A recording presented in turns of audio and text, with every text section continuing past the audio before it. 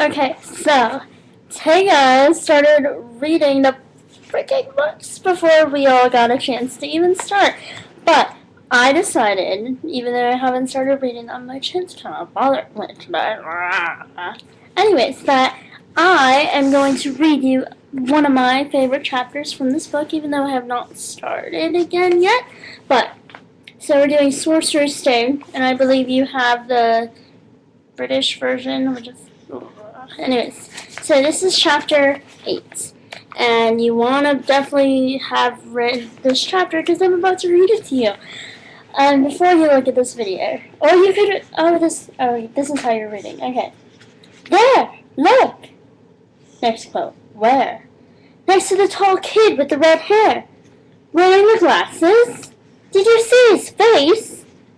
Did you see a scar? Whispers followed Harry through the moment he left his dormitory the next day. People lining up outside classrooms stood up on tiptoe to get a look at him, or doubled back to pass him in the corridors again, staring.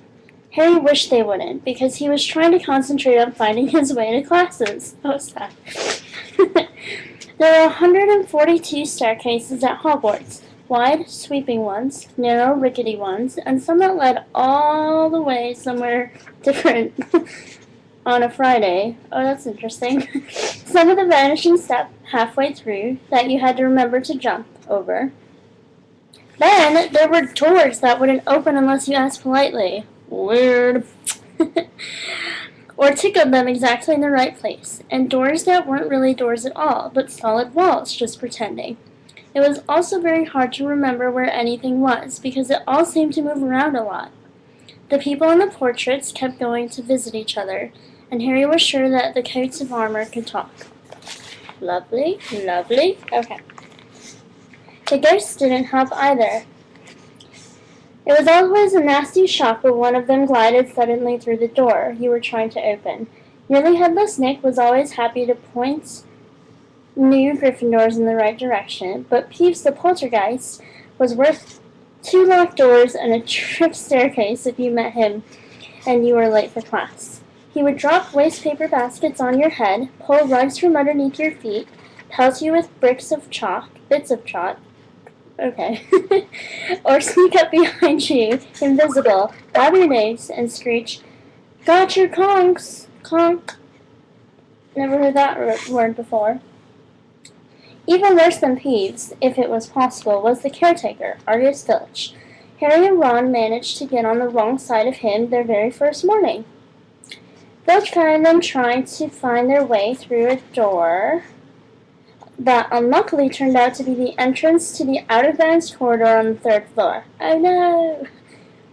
He wouldn't believe that they were lost, was sure that they were trying to break into it on purpose, and was threatening to lock them in the dungeons when they were rescued by Professor Quirrell, who was passing.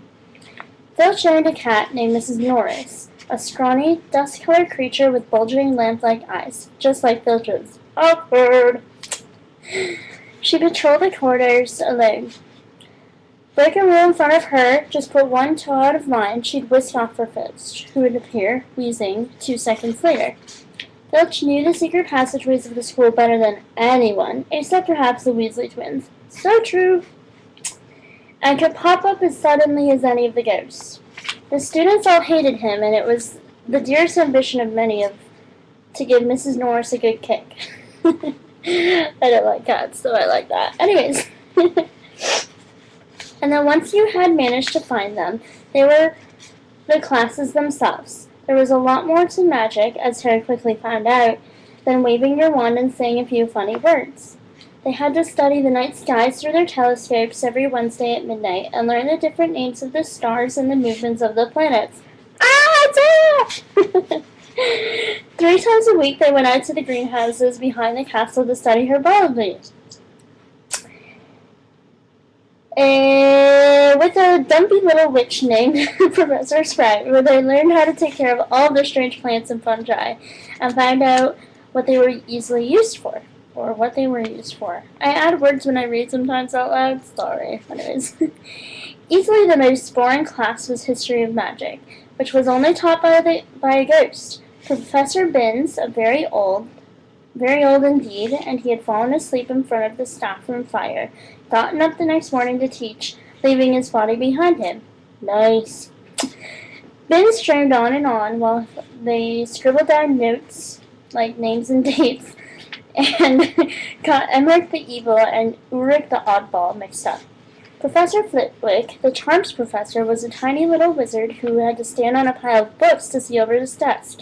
Story of my life. At the start of their first class, he took a roll call, and when he reached Harry's name, he gave an excited little squeak and toppled out of sight. Professor McGonagall was again different. Harry had been quite right to think that she wasn't a teacher to cross. Oh, I thought it wasn't a cross teacher, and I was like, so what? Anyways.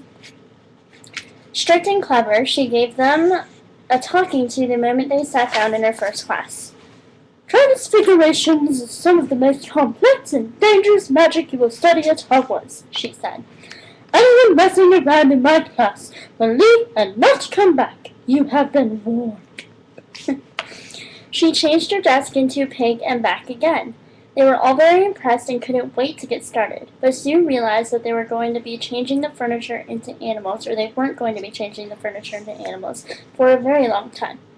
After taking a lot of complicated notes, they were each given a match, and started trying to turn it into a needle. By the end of the lesson, only Hermione Granger had made any difference in her match. Professor McGonagall showed the class how it had gone all silver and pointy, and gave Hermione a rare smile. The class everyone really had been looking forward to was Defense Against the Dark Arts, but Quirrell's lessons turned out to be a bit of a joke. His classroom smelled strongly of garlic, which everyone said was to ward off a vampire he'd met in Romania, and was afraid would be coming back to get him one of these days. Wish he would. His turban, he told them, had been given to him by an African prince as a thank you for getting rid of a troublesome zombie. Roll eyes. But they weren't sure if they believed this story. For one thing, when Seamus Finnegan asked eagerly to hear how Quirrell had fought off the zombie, Quirrell went pink and started talking about the weather. For another, they had noticed a funny smell that hung around his turban, and the Weasley twins insisted that it was stuck full of garlic as well. So that Quirrell was protected wherever he went. Awkward. Harry was relieved to find he wasn't miles behind everyone else. Lots of people had come from Muggle families and, like him, hadn't had any idea that there were witches and wizards. That's what happened to me, oh my god! There was so much to learn that even people like Ron didn't have much of a head start. Friday was an important day for Harry and Ron.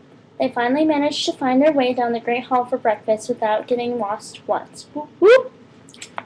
What have we got today, Harry? Asked Ron. Oops. Devil potions with the Slytherins, said Ron. Snape's head of Slytherin house. I don't know why he has the girl voice. He always favors them. We'll be able to see if it's true. Wish McGonagall favored us, said Harry. Professor McGonagall was the head of Gryffindor House, but it hadn't stopped her from giving them a huge pile of homework the day before. Just then, the mail arrived. Harry had gotten used to this by now, and had given him a bit of a shock the first morning, when 100 owls suddenly streamed into the Great Hall during breakfast, circling the tables until they saw their owners, and then dropped letters and packages onto their laps. Hedwig hadn't brought Harry anything so far. She sometimes flew in to nibble his ear and have a bit of toast before going off to sleep in the owlery with the other school owls. This morning, however, she fluttered down between the marmalade and the sugar bowl, and dropped a note on Harry's plate. Harry tore it open at once, and saw a very untidy scrawl. Dear Harry, I know you get Friday afternoons off, so would you like to come have a cup of tea with me around 3? I want to hear all about your first week at Hogwarts. Send us an answer back with Hedwig. Send us. Okay, anyways. Hagrid. Harry borrowed Ron's quill, scribbled, "Yes, please, see you later," on the back of a note, and sent Hedwig off again. It was lucky that Harry had tea with Hagrid to look forward to, because the potions lessons turned out to be the worst thing that had happened to him so far. At the start of term banquet, Harry had gotten the idea that Professor Snape disliked him. Whoa! By the end of the first potions lessons, he knew he'd been wrong. Snape didn't dislike Harry. He hated him. Potions lessons took place down in the dungeons. It was colder than up in the main castle, and would have been quite creepy enough without the picked animals floating around in glass jars around the walls. Snape, like Flitwick, started the class by taking roll call, and like Flitwick, he paused to Harry's name. Ah, yes, he said softly. Harry Potter, our new celebrity. Draco Malfoy and his friends, Crabbe and Goyle, sniggered behind their hands. Snape finished calling the names and looked up around the class. His eyes were black like Hagrid's, but he had none of Hagrid's warmth. They were cold and empty, made you think of dark tunnels. You are here to learn the subtle science and exact art of potion making, he began. He spoke barely more than a whisper, but they had caught every word. Like Professor McGonagall, Snape had the gift of keeping a class silent without effort. And there is little foolish wand-waving in here. Many of you will hardly believe this is magic.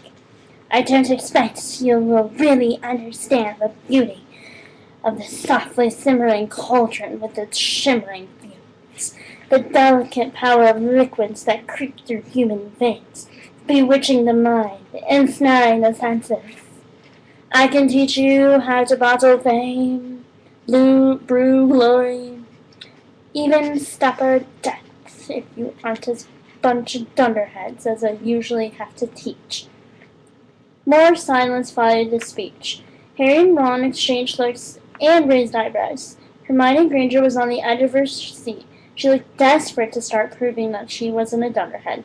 Potter! Snape said suddenly. What would I get if I added powdered root of asphodel to an infusion of wormwood? Powdered root of infusion of what? Harry glanced up at Ron, who was stumped as he was. Hermione's hand shot into the air. Okay, so I'm going to stop here, but I love this part. Snape just kind of cracks me up. Okay, I hope you enjoy our little reading session. Oh, I'm also wearing my Harry Potter sweater. Don't know if you noticed, from Delia's. Okay, bye.